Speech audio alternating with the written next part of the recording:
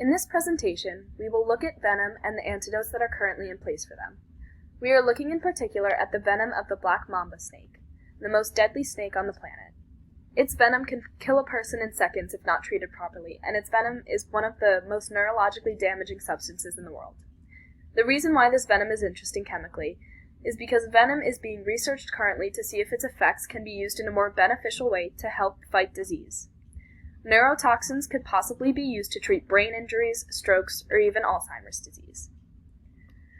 First, we will go through the chemical makeup of venom. Then we will review how each of the components has an effect on the body and what chemical processes allow this to happen.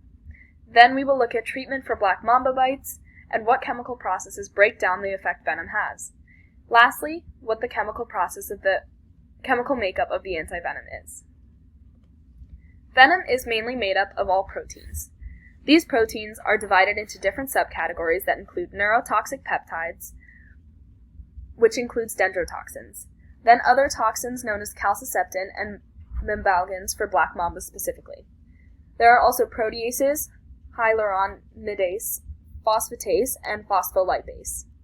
Each of these work chemically to have different effects on the body, ranging from breaking down neurological communication to breaking the cell walls to stop cells from functioning properly.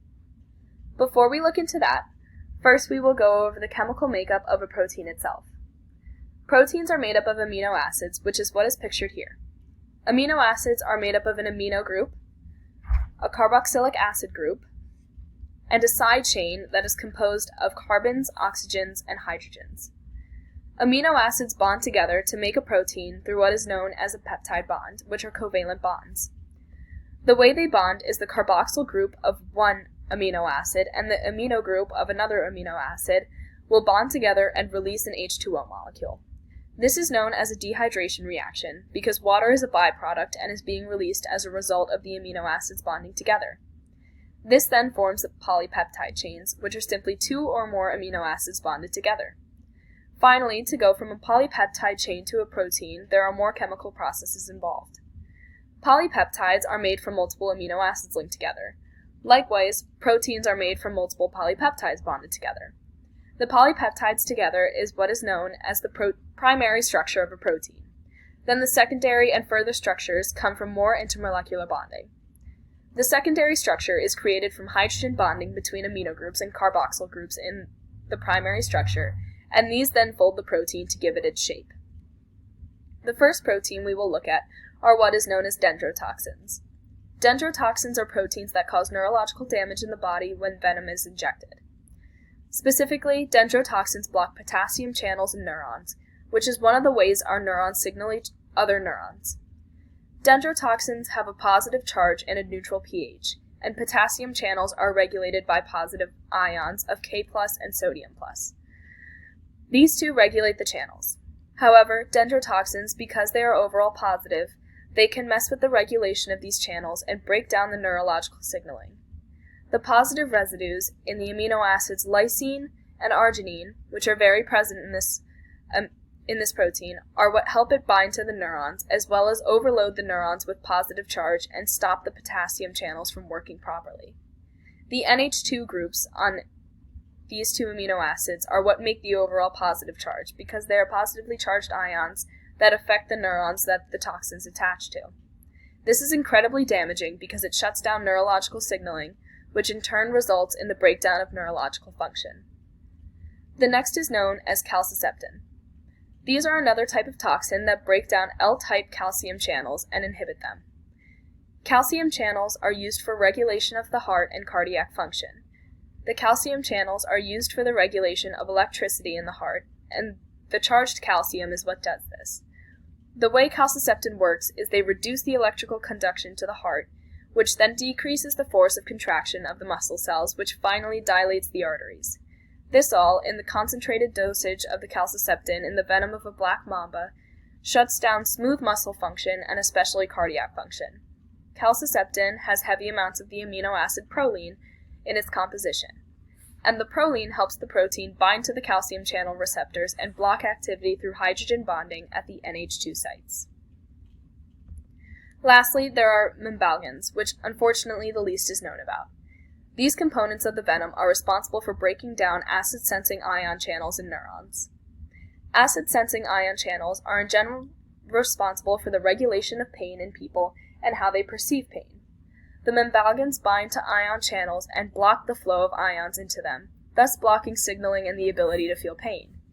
These are a numbing agent that is in the venom and the last neurological component of the venom. The membalgins bind to the acid-sensing ion channels through hydrogen bonding with three main amino acids, lysine, arginine, and histidine.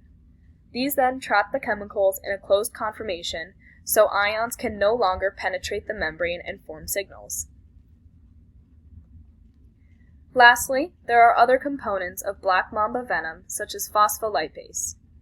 Phospholipase is a protein enzyme that breaks down the cell membrane. It destroys ester bonds through hydrolysing them, and ester bonds are important in the connection of the cell membrane. Hydrolysing refers to using water to break chemical bonds. This then results in the cellular contents being spewed out and decreasing the cell function when the phospholipase is active. Then there are proteases, which break up proteins and blood hemoglobin through hydrolysing, just like the phospholipase. The proteins, they hydrolyse the proteins and break the peptide bonds there, which destroys the structure of the protein. There are also phosphatases, which fragment ATP and take away the basic cellular currency. It removes phosphate groups from the ATP and then breaks down their function. Lastly, there is hyaluronidase, which breaks up extracellular components between cells, allowing for a more rapid spread of the venom, just as the phospholipase broke it down as well. Each of these result in the rapid spread of the venom, so the neurotoxins mentioned above can have a more damaging effect on the body. Let's discuss the standard treatments for black mamba bites, which generally match those of most venomous snakes. There are two general steps that need to be followed after a bite occurs. The first thing that one should do is bandage or immobilize the bitten limb with crepe bandages and a splint.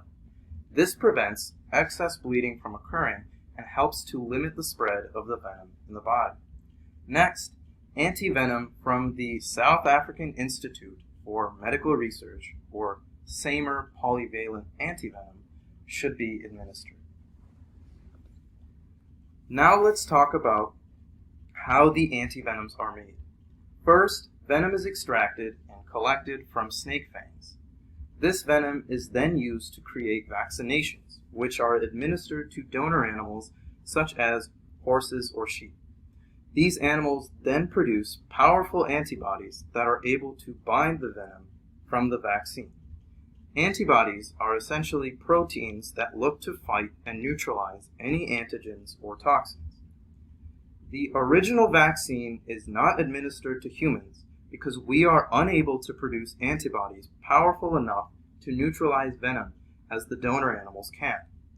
The antibodies are harvested and purified from plasma that was also produced by the animals. These purified antibodies then go on to become the main components of classic snake antivenoms, such as the SAMR polyvalent antivenom used primarily for mamba bites.